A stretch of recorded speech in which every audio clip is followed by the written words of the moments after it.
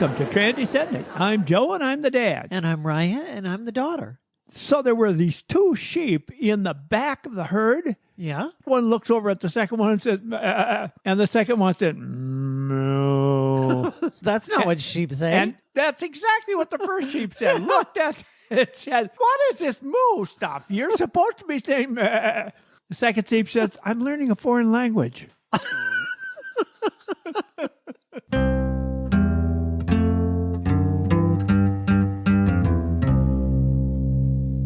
Tomorrow is a big day. We're posting this on Monday, and tomorrow, Tuesday, is June the 10th. That will be my 10-year anniversary of when I transitioned. Wow. It's a big, big deal for me, and this is a big milestone. So that means that I have now lived 20% of my life as the true me. And I didn't come out to everybody that I knew right away. I came out at work. But 2 weeks later, then I posted on Facebook, and I'm going to read you that post here because it really brought back a lot of memories. It said, "Dear Facebook friends, I have recently come to terms with being transgender. 2 weeks ago, I began presenting female at work. I've taken the name Raya, pronounced Raya. I will change my Facebook name in a day or two. It's my birthday, so it seemed like the right time to post the announcement. This might seem sudden, but it's actually something that I've been dealing with for a long, long time. I've been seeing a therapist and a medical doctor, and we're following the standards of care for people who are transitioning. In short, there are people with letters behind their names who support what I'm doing.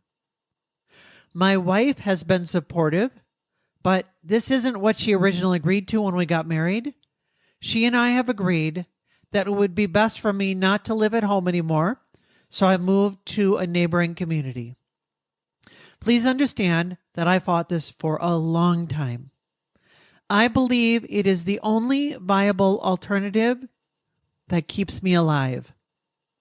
If you want to know how intense the pressure is, look at the consequences. I'm losing the most important relationship in my life. I don't get to live with my own kids anymore. And I understand that not everyone will be supportive of my decision. But on the flip side, I finally feel free to express who I feel I am. I can't even begin to tell you how liberating it feels just to be myself. And then I said, even if you and I aren't really that close, feel free to message me. Depending on how many people do, I can't guarantee how quickly I'll respond, but I will get to them eventually. And I might put together a frequently asked questions and post it in a few days. Thank you so much, Raya." Wow. Oh, that brings back memories. Oh, I'm sure. Yeah. And then I posted a picture, and it was my very first picture that I posted as myself. And it was a cute picture. I was very happy with it.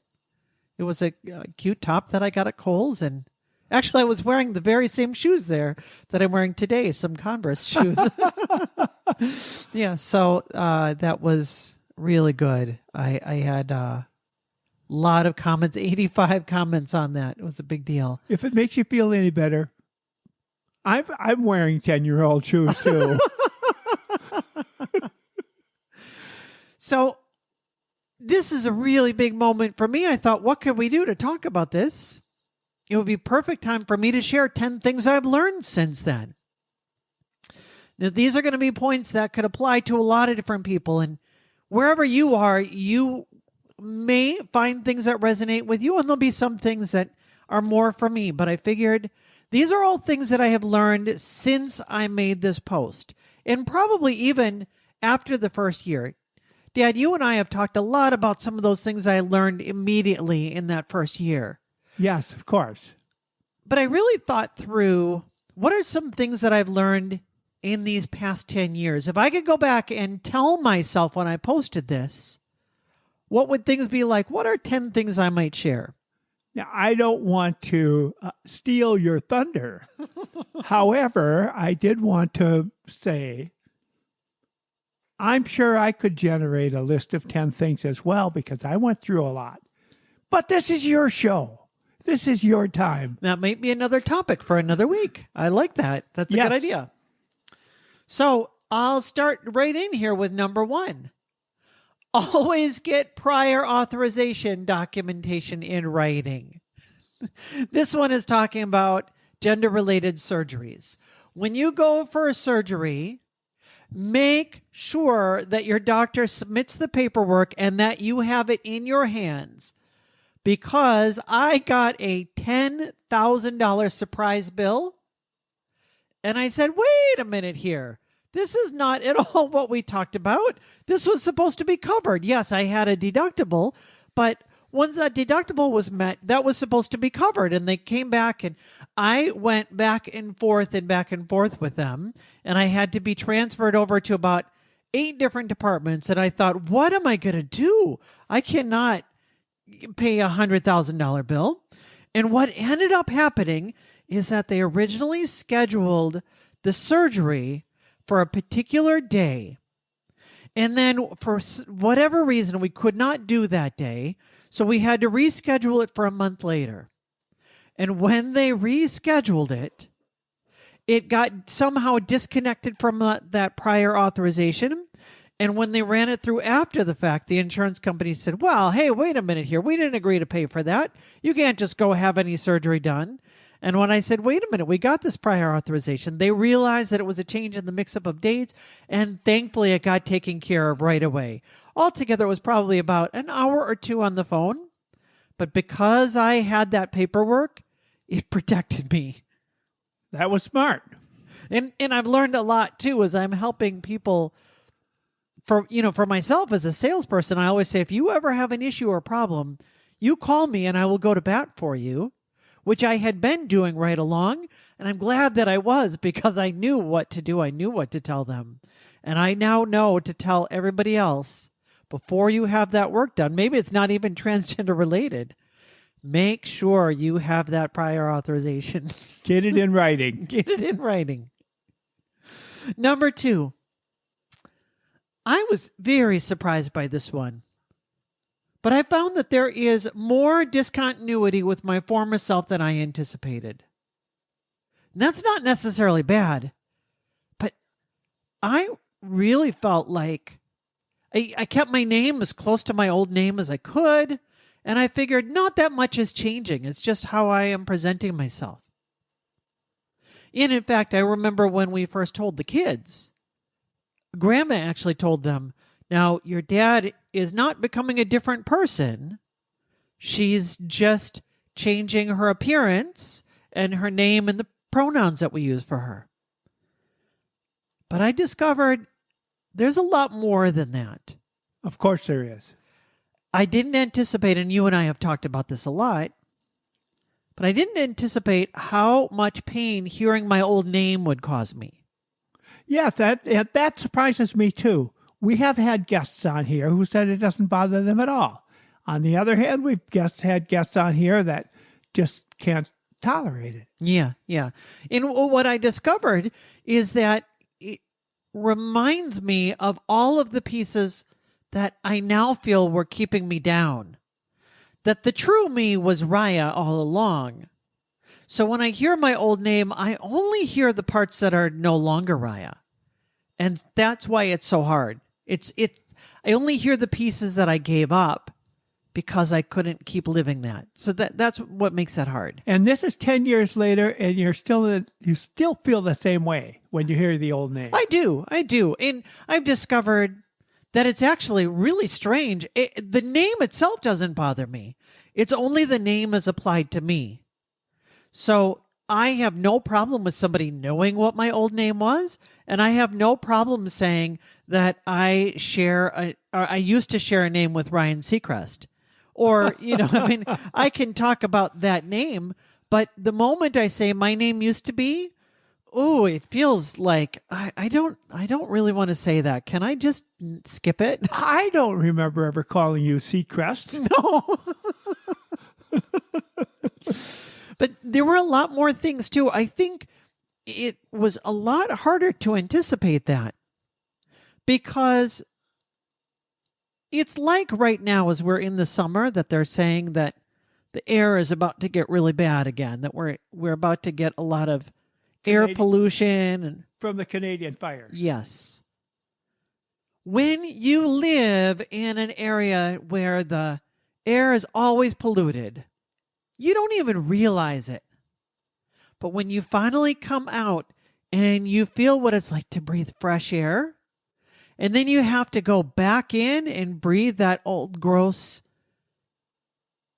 bad air, it just feels like, oh, and to me, hearing my old name or having a few stories recounted of me pre-transition, if it's related to my gender, those are hard. Those are hard stories because it feels like, well, I came out from that.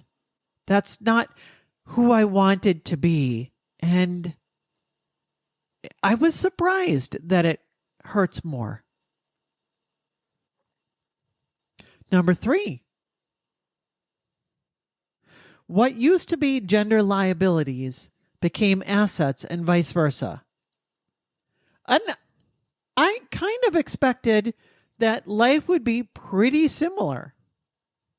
But society has different expectations that are placed on men versus that are placed on women. Absolutely. And I got very, very good at sort of playing by those rules. Now, nobody gives you a set of rules. It's not like anything is written out. It's just kind of how things are done. Men behave in a particular way and women behave in a particular way.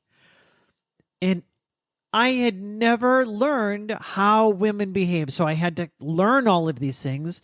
And a lot of the pieces that I was taught, you don't do that because that shows weakness, or you don't do that. I now think some of that was really toxic, and some of that is just kind of how things are done. I will never forget the first time I was helping a friend move. And I thought, okay, well, let's go over and grab the big stuff. And she said, no, we don't need to grab that. I had some guys that are coming over to grab that. Yeah. And whoa, wow, okay, yeah. And I realized things are different from this perspective. And I'm no different. I'm the same person I always was.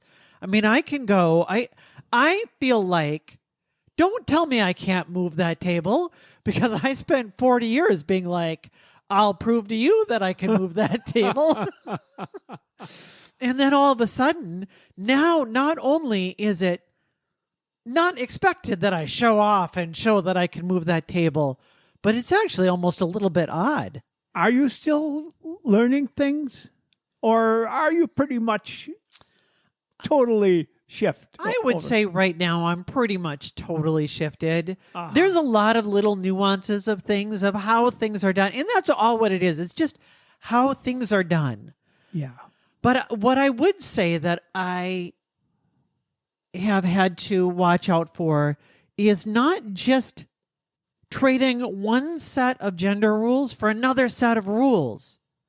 Because anytime you let gender dictate to you who you're going to be, forget it. Let gender be like a tool set. And some tools feel really good, and other tools you think, that's not for me at all. There are things that now I learned from my 40 years beforehand that I'm glad that I know now.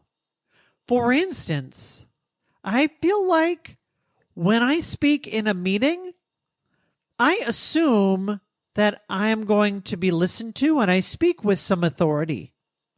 That was a piece from my socialization beforehand that I was able to bring with me. That I was taught when I was presenting mail. When you are in a meeting and you speak, assume that people are going to listen to you. And now that I've transitioned, here it is 10 years later, when I'm in my current team meetings right now, I assume that people are going to listen to me. And I don't know, maybe that is different, or maybe that's the same. I don't really quite know how that compares with others, but I know that I've just always assumed that this is how it will be. But I'm not so sure that a lot of women feel that way. I feel like a lot of women, just from the vibes that I've gotten, have been told, don't be too aggressive. Don't be too confident. Don't be too sure of yourself. Well, I, for one, don't want to just trade one set of gender rules for this other set. But I have found that there were times where this is one that actually I'm just coming to right now. And that is, I discovered that for the past 10 years, or probably for the past 7 or 8 years, I have really been kind of toning down my presentation, especially in a small town. If you don't want to call attention to yourself, you don't wear flamboyant dresses everywhere, of course. So I've been wearing primarily jeans and maybe a t-shirt or a cute blouse, but nothing too over the top, nothing too fancy, nothing too anything. And at this 10-year mark, I started to realize I don't want to just trade one set of rules for another, and I'd like to be a little bit more myself. And so I'm just stepping out a little bit more right now. And I think to myself, oh, that's really fun to wear dresses again, because I don't wear a whole lot of dresses, and I'm wearing a dress today. And so that's kind of nice. Do you think that you are too sure of yourself? I'm not sure.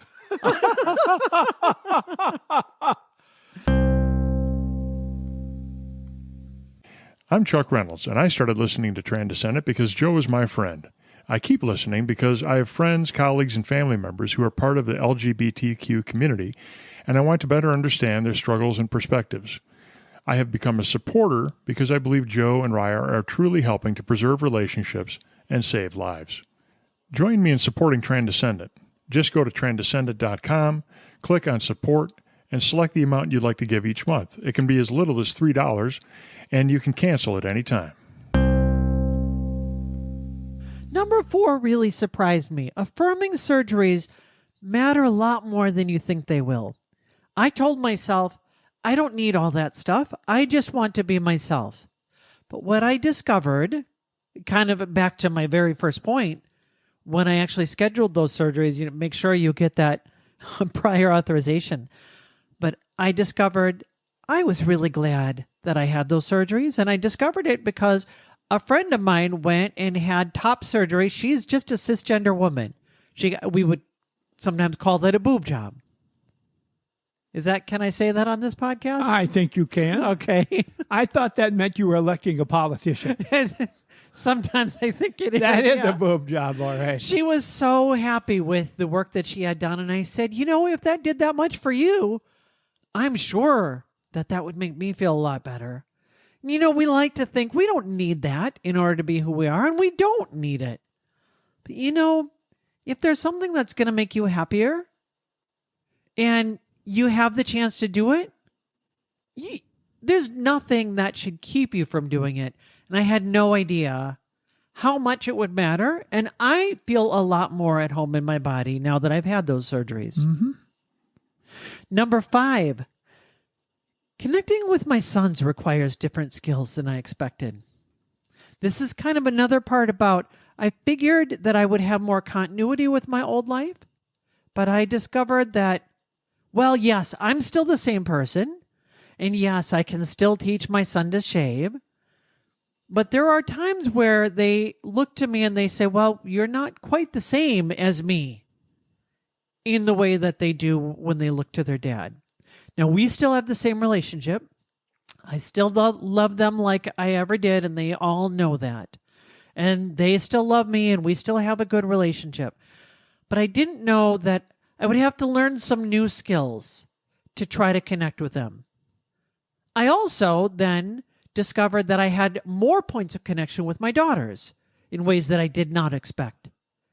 And those are just things that happen because, oh, you're going through some similar things that I'm going through, or, oh, you're not going through similar things that I'm going through. I didn't expect that. Number 6, moving out felt like it should be temporary, but accepting the permanence brought its own peace. When I made that post, I was still really, really hoping that I would be able to find a way to come back. We'd find a way to work it out. She would find a way to accept me and to discover that she was still attracted to me with who I am now, and that somehow, some way, there would be a way that I'd be able to come back.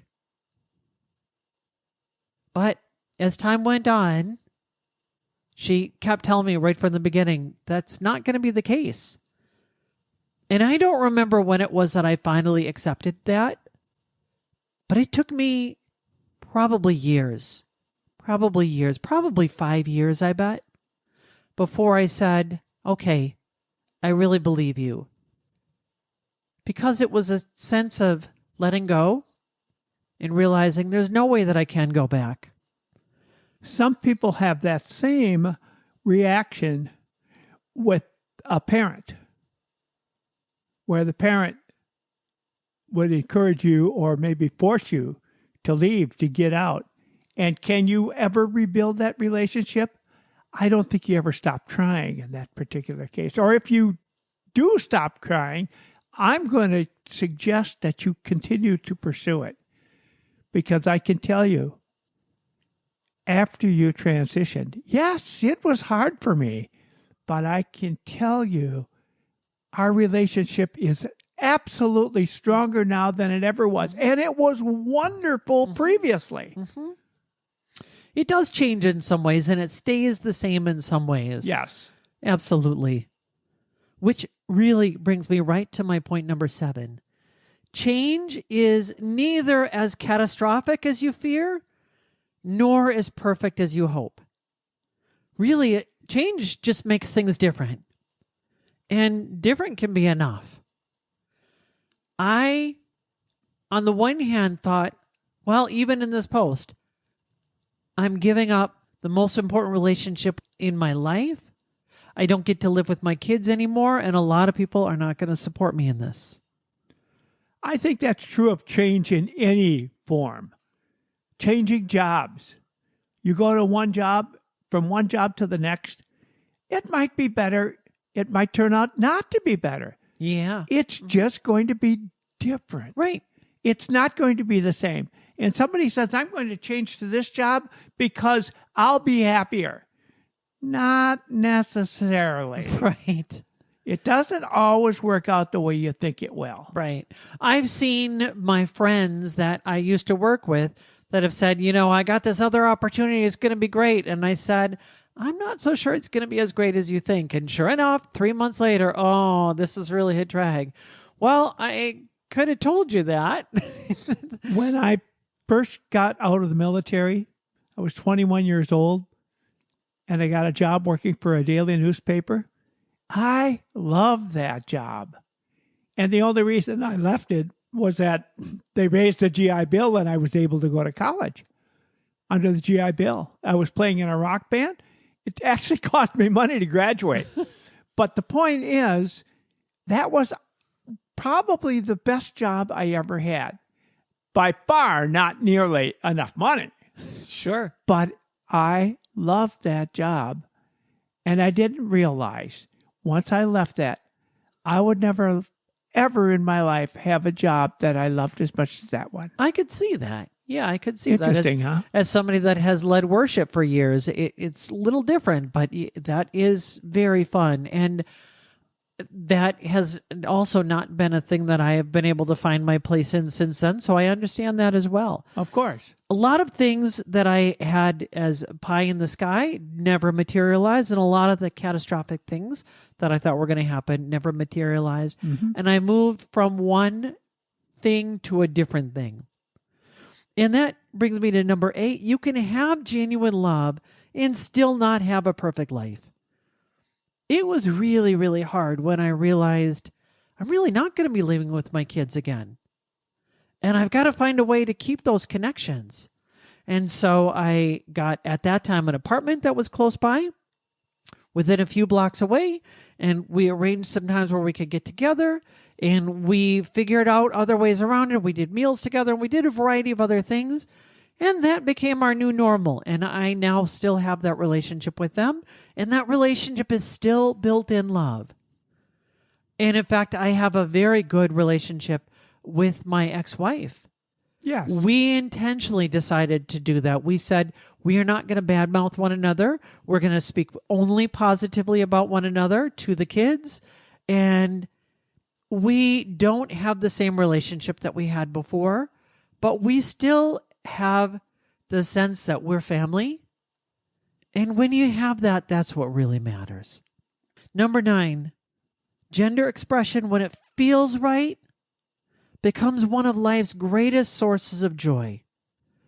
The simple daily pleasure of just being yourself is so profound. There can be simple things like if I'm going somewhere and I take the time to do my makeup well, it just feels really nice.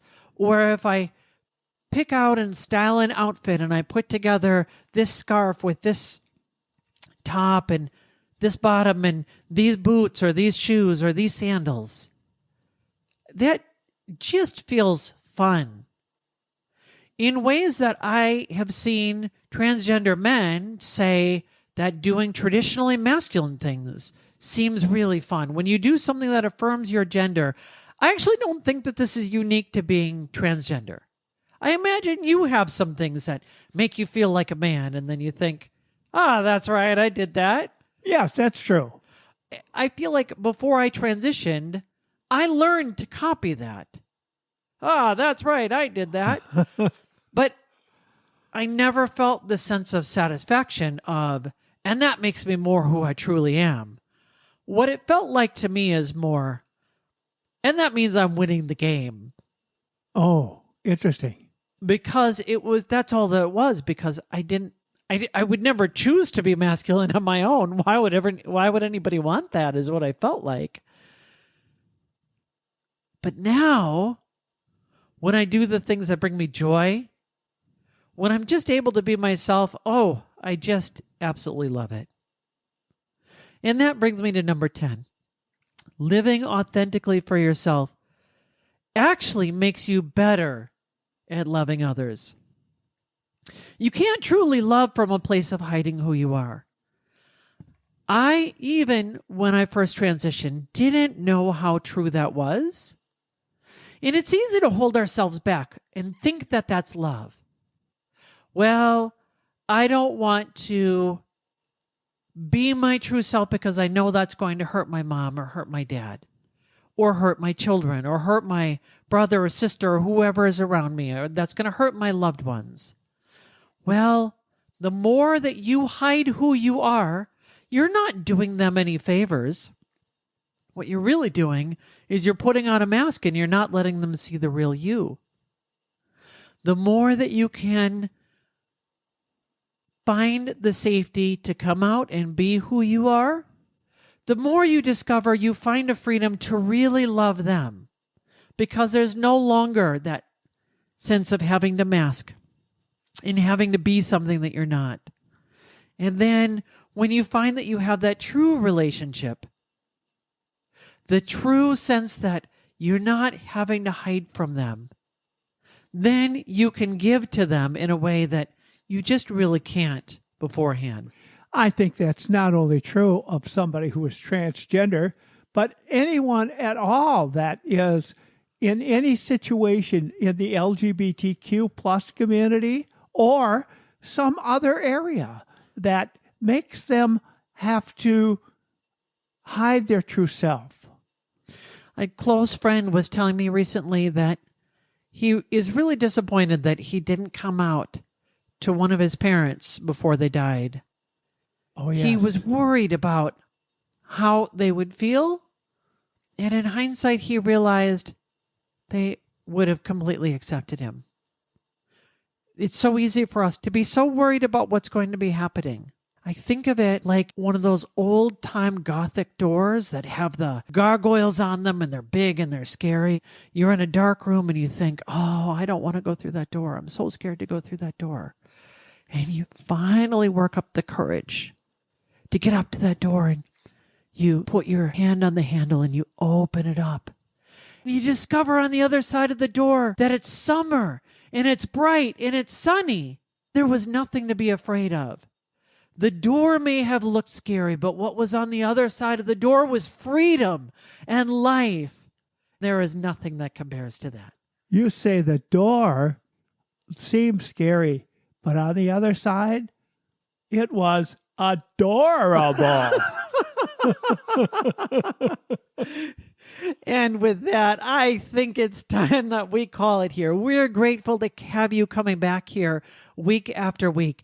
And if you would like to give me a birthday present, either for my 10-year transition or my birthday coming up in a few weeks, Dad, what can they do? Share this episode with one other person who's never listened to one of our podcasts.